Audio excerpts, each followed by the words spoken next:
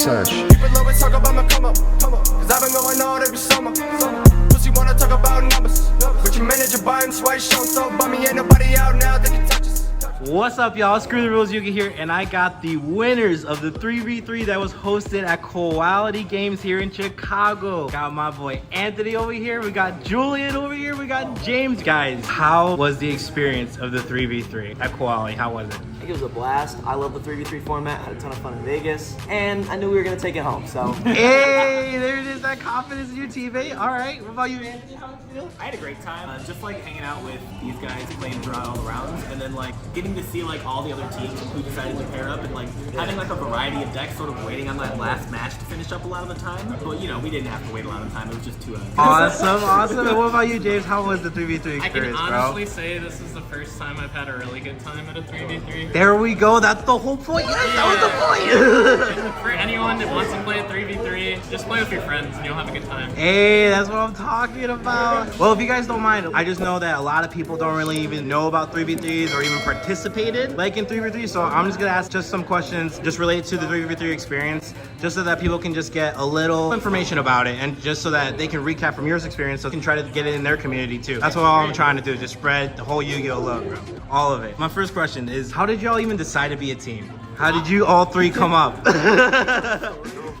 Honestly, I got lucky. I didn't have a team. I was looking for a team. Okay. And then Julian told me he had an open slot. But it was originally supposed to be Julian and our other friend Sam. And then I'll let Anthony, I guess, explain that. So our 3v3 team for Vegas was me, Julian, Sam, and we're like, oh, we'll just do it again. Gotcha. And then I thought I had work, and then I was like, you guys find someone else. And then the day after I told them go find someone else, I was like, wait, I actually got it off. Bruh. And then Sam's like, I got a friend coming in anyways, so Sam let me take the spot essentially. Shout out to Sam. Shout out to Sam. We had to make sure we won for him.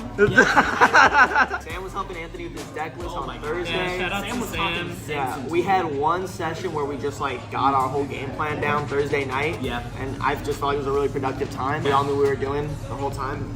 I feel like on Thursday I knew good things were coming. So. Absolutely. Yeah, amazing. We definitely all felt good going into the tournament. Yeah. Well, I'm just glad that y'all found each other. Y'all came up with the dub. Let's get it. Worked out great. All right, my next question is, how did y'all even come up with your team name? What was your team name? How'd y'all come up with it? Well, we're Team TLC because we got no scrubs. TLC.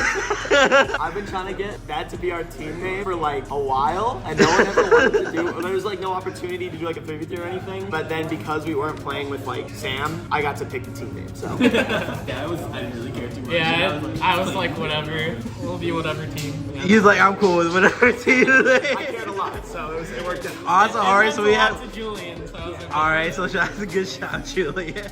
What are the rules for 3v3, since not a lot of people know that? Can you give us like a quick spark note? It's like very similar as far as the games go. You're playing your opponent one-on-one still. Whoever's sitting across from you, according to like B is in the middle. That's the important thing. B is like your captain generally. And then you have player A, B, and C. A plays A, B plays B accordingly, C plays C. But as far as like regular Yu-Gi-Oh goes, it's like the same rules. You play your opponent, whatever, 8,000 life points. None of that changes the general rules of the game. The team aspect comes into play because your B player is allowed to communicate with both the A and C player. So for example, like we were on opposite sides, so I couldn't talk to Anthony and Anthony couldn't talk to me. Gotcha, Also, okay. you're not allowed to, like, even if I'm talking to Julian and he's talking to me, you're not allowed to touch each other's cards.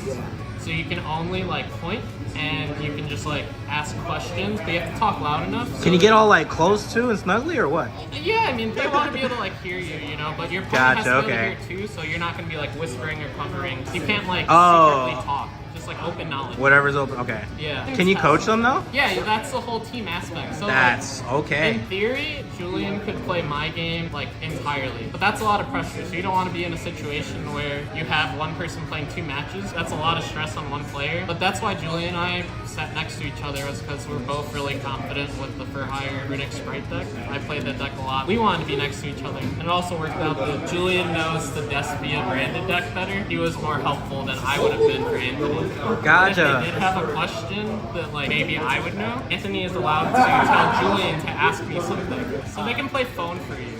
Let's go. When it came up, he was playing the Rika deck at one point, and he was like, what does the Link 1 do? And Julian passed it on. He's like, Anthony, what does the Link 1 do? And I was just like, low line. Like, we transfer information. Gotcha. That brings up to my next question. How did you guys decide who's gonna be player B to take on that responsibility? Like, how did you guys decide? Was there a strategy at all Yeah, to like it? we said, the main part was that James was really familiar with my deck, and I was pretty familiar with Anthony's deck. But also, we felt like if we put James on one end of the table, then I would play against a lot of the other players' Bs, who are generally, I guess you consider like the team captain or one of the stronger players. And we figured that even if I lose the B, Anthony and James are going to beat the A and C basically no matter what. Oh, because that's mostly how it played out. Like I think. Were you getting murdered then? I was getting.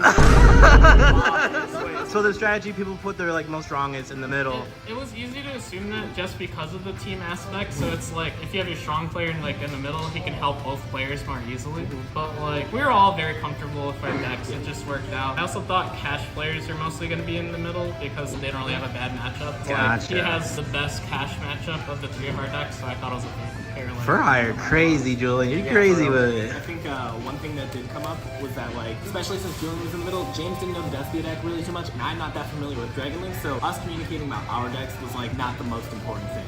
Yeah, so I think... Did you feel pressured at all, Julian, throughout the tournament being the person in the middle? Honestly, I feel less pressure in a 3v3. Like, Really? Boys with me, like, calling me down a lot. I actually feel like I play way better in a 3v3 than I usually do. See, look what y'all did. Look what y'all did, Julian. Look at that. I don't know, I did make a couple bad misplays, but a lot of my losses, frankly, were out of my control. And I think a lot of the games I won because I played nice. So. Honestly, like he handled the pressure great. Like, Let's go. Like, he did a good job at beat. Like I wouldn't have had it any other way. He worked out. Awesome. Were there any high or low moments throughout the tournament for the 3v3? Or were there any like just specific 3v3 moments, I guess, that came up? We lost round 3, but I think we were all like very stern on like it happens. It was like our losses were like out of our control entirely. How did you try to overcome any of that negative mental, just to make sure that it didn't brush off like the entire way through? Honestly, I told myself, because that was the only round I lost and the whole tournament was 3. So I was just like, you know what? I bricked twice. It both happened in the same round. Unfortunate, but I got my bricks out of the way. I'm just, there you positive, go. Won't brick anymore, and I didn't brick anymore, so I worked out. There it is. You just say it happens. Yeah, I just try to speak it into existence.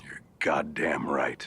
How was it playing other teams? I know that you guys said that you went to Las Vegas, you had experience. Like, James, how was this experience for you? Like, how was it playing 3v3? I know you're just usually single. Honestly, I do think it gets a little more competitive and like emotional just because like there's the aspect of you're not playing for yourself only. And like, so it can be frustrating if like you're winning all your matches and your teammates are losing or vice versa. Oh, you feel like you're And carrying then the it's team? Just like, you feel like you're carrying a team or you feel like you're letting down your team, and that's a lot of pressure too. I think we all handled it very well. Very sure to stay positive, just keep doing what we're doing. We had our plan, it worked. For the most part, all my opponents are pleasant.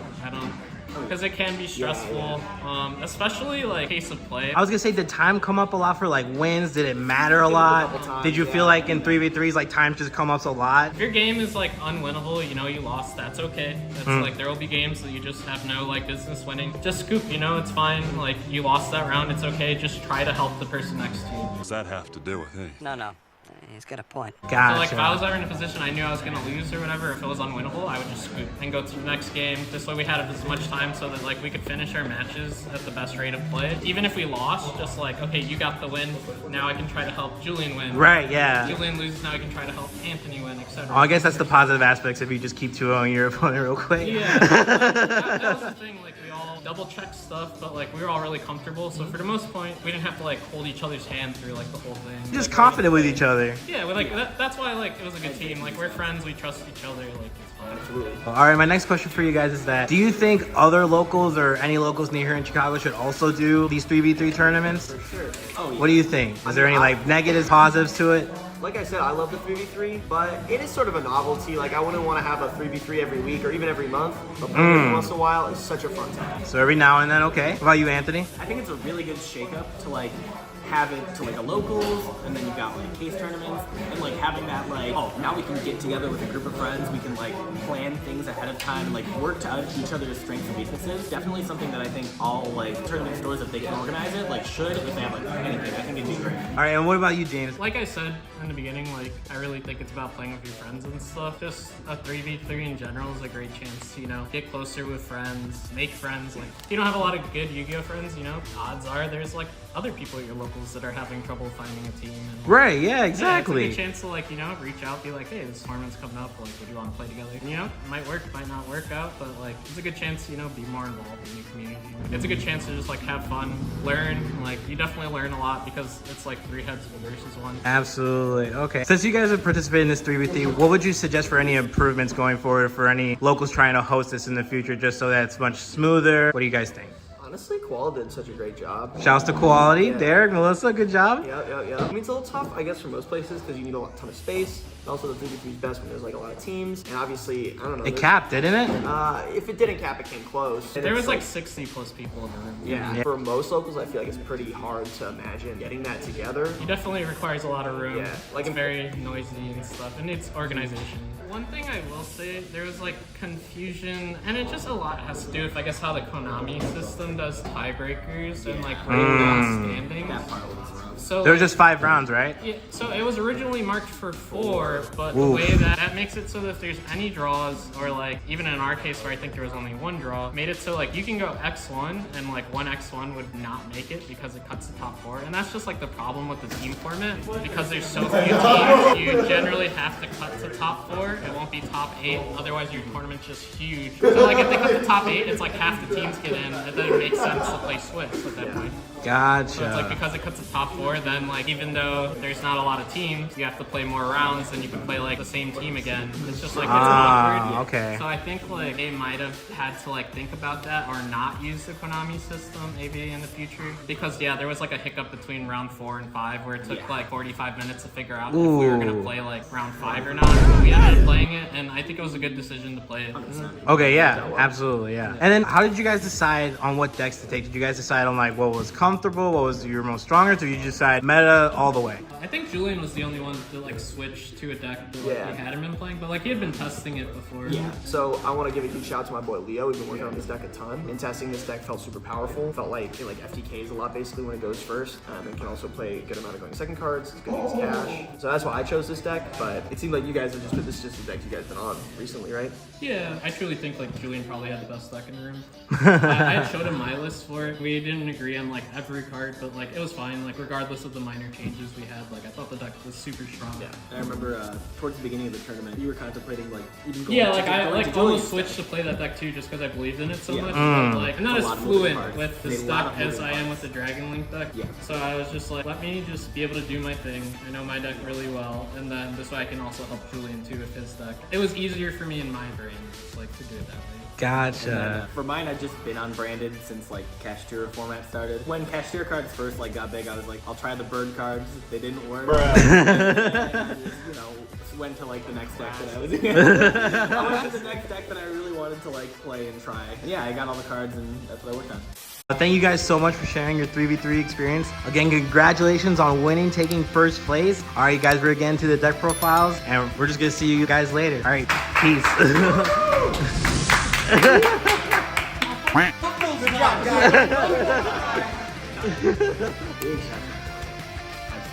All right, y'all, so we're at Koalaty today. Derek and Melissa are holding Koalaty 3v3 today. Charles, the judge over here. Derek, how do you feel about 3v3, bro?